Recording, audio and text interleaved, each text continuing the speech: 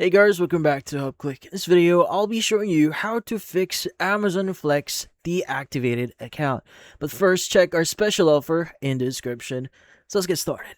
So if you are having problems with your Amazon Flex account here, it has been deactivated and you're wondering how to exactly reactivate it, well, this one is kind of complicated. Now, the only way for you to reactivate a deactivated account is to reach out to support.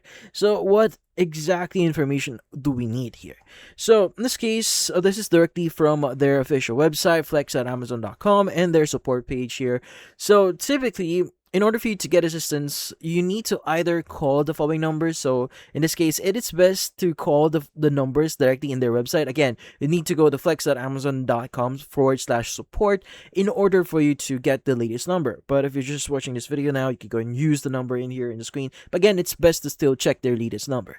But yeah, so in this case, you could either call them or send them an email. Now, if you want to call them it is available from 8 a.m. to 9 p.m. PT. So you could go and contact them. But if you want to send an email, this is their email address. So which is Amazon flex-support@amazon.com. Now, typically, what you need to tell them here is going to be some details about yourself. So that includes details about your full name, which email address you use, and your phone number. Now, remember, they will not ask for your password. They will only ask information about yourself, like the details you've submitted before, not your password. Again, only provide the basic information: your full name, your email address, and a bit of like your driver license just in case.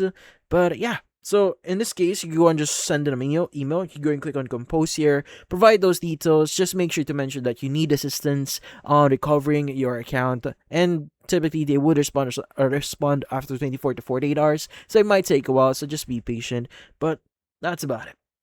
So, if you found this video helpful, hit the like and subscribe button and watch our next video.